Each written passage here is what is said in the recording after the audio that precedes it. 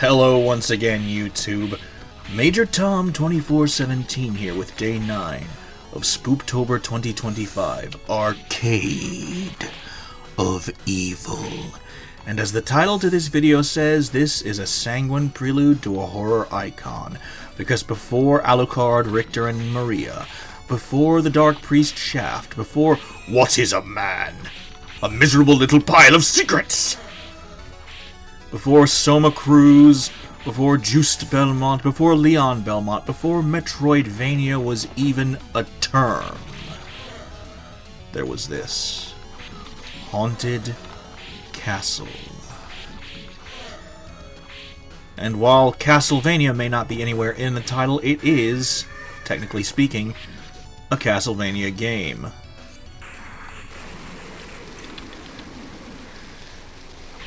Although I'm pretty sure it's not in continuity anymore these days. But then again, what is continuity in the Castlevania series anymore? I mean, they retconned the origin of Dracula with the PS2 game, well, the first PS2 game for Castlevania, so continuity is fun.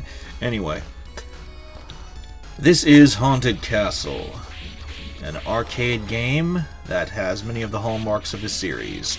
Skeletons, ghosts, zombies, bats, crows and or ravens. Some of the familiar bosses you might recognize. And yes, this blue-haired armored guy is in fact Simon Belmont.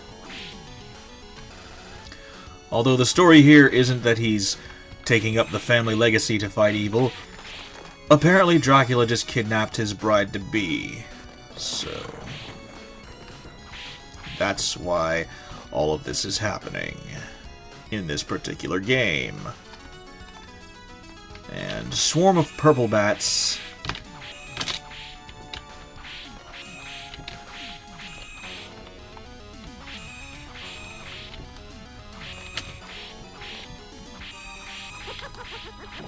And the first boss of the game is Medusa. Medusa going back and forth and then going boom. And here we have a haunted forest with ghosts that I don't know how many times you have to hit them until they die. Or whatever happens to a ghost when it's destroyed.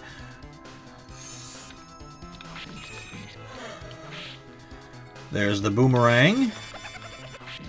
And there's the Morning Star upgrade for the whip. And we go down into these subterranean caverns, being incredibly careful not to fall into the water, because even with infinite health and infinite lives, Simon can still die from falling into the lake, or whatever it is down here. I think it's a subterranean river. And fortunately, invincibility completely removes knockback from getting hit by anything, so those bats, the gillmen, whatever else, they can't knock him into the water. If I didn't have invincibility turned on, then he would have been knocked back, and this take would have been very, very short indeed. Also, this part's incredibly tense. Moving platforms, rushing water underneath. And, once again, if I didn't have invincibility turned on, that bat could have ended this whole run. Fortunately, that part's now done. So moving swiftly onwards. Swarm of bats. This thing trying way too hard to be menacing and failing completely. Even though I just whiffed those last few shots with the Morning Star whip, it still dies. Haha. And now we have enemies that almost completely blend in with the background. Wonderful. Fortunately, they are few in number, and don't appear again after that part. And apparently this part of the forest has been cut down and set ablaze by some fiendish force, no doubt in the employ of Count Dracula. So, that's not good.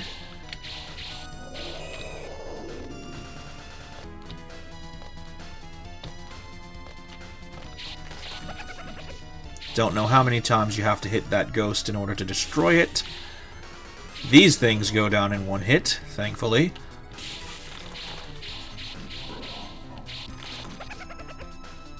Continuing onward. Oh, the sky is getting dark. That's not a good sign. That's definitely not good.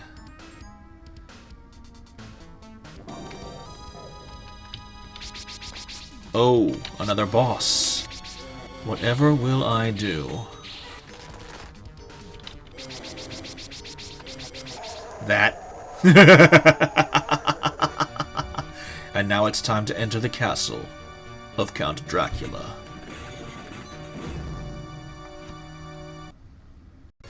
And now Simon Belmont finds himself inside the abode of Dracula, fighting hunchbacked servants that leap towards him with manic overconfidence,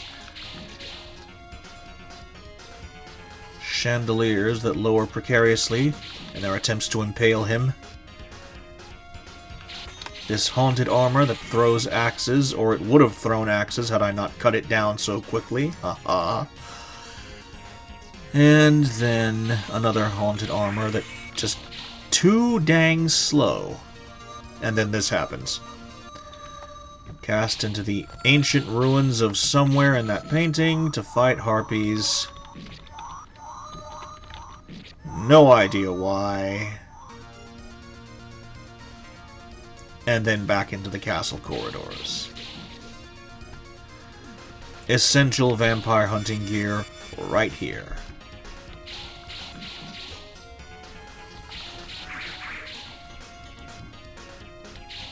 Moving swiftly onwards to battle these hunchbacked assistants to the dread Count Dracula.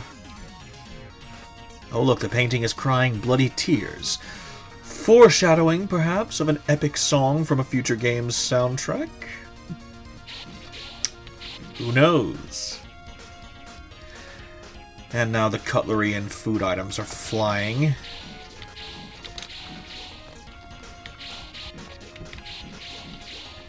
Imagine Gordon Ramsay trying to handle a dinner service at this place. That would be hilarious. And completely anachronistic. That ghost has the sword upgrade that replaces the whip completely. And it flew off screen. Again. Fortunately, you can assign yourself the whip via the cheats. I'm not going to do that right now. I will after this level. Because the sword flying off screen is just stupid. Oh, wait, no, I don't have to cheat. There we go. And now the coolest boss fight in the game. Well, one of them. Against the Stained Glass Knight.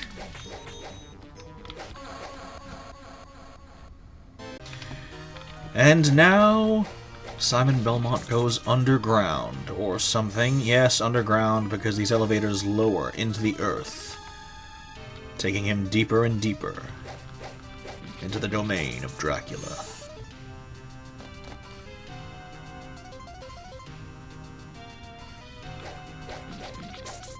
I don't know why there are so many mummies down here. Apparently Dracula has some interest in Egyptology? Or something, I don't know. They can't all be Akmodan, the name of the mummy boss from later Castlevania games. So. Oh look, the eyes coming out of the wall again. Don't know why, they just are.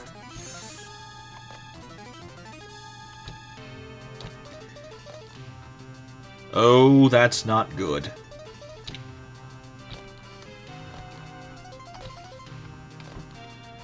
It always helps to pause before you jump to make sure you have a bearing on exactly what you're about to do. Otherwise, that would have ended very, very stupidly.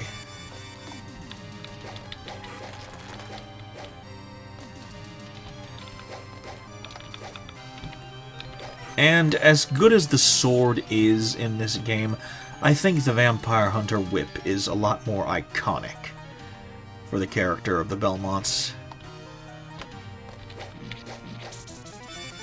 Because how many heroes have swords out there? So many.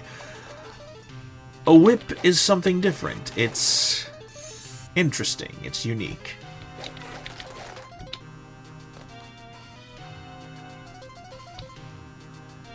Ah, crap. Platforming!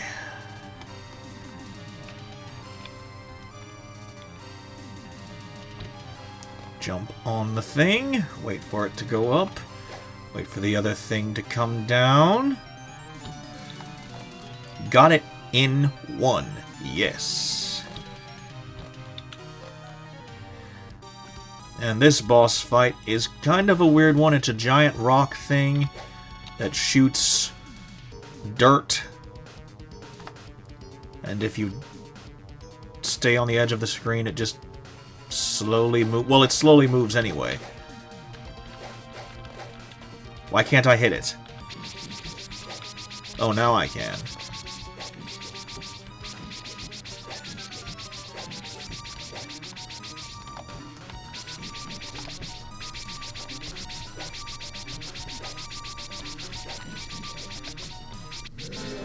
And then it just ends.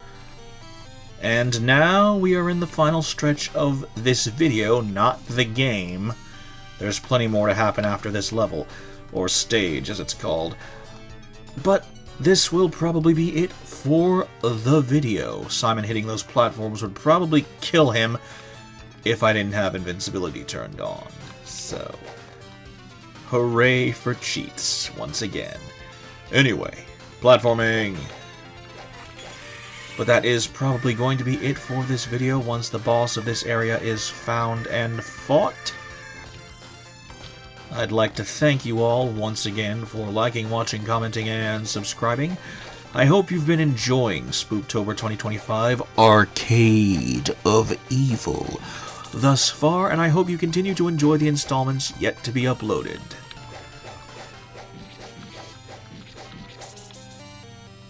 And once this staircase, these staircases, I should say, are ascended, the level is still not quite over.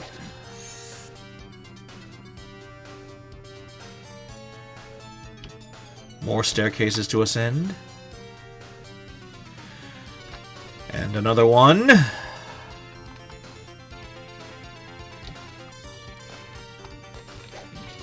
To reveal the boss of this area as none other than Frankenstein's monster, who will go down very quickly.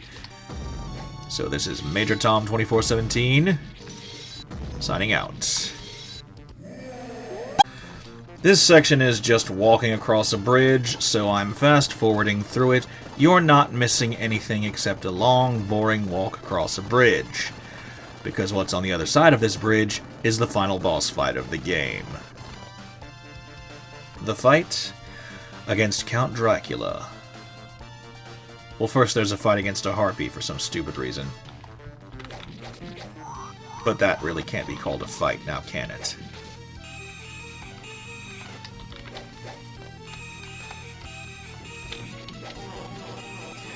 Wow, Dracula went down easy. Let's see if this is even easier. Yep. So that'll be it for this video. Thank you all so very much for liking, watching, commenting, and subscribing. This is Major Tom 2417 signing out. And it loops you right back to the beginning of the game, so you're not really missing much. That'll be it for this video. I hope you've enjoyed everything from SpoopTober 2025 thus far, and that you continue to enjoy the installments that have yet to be uploaded. Once again, this is Major Tom 2417 signing out.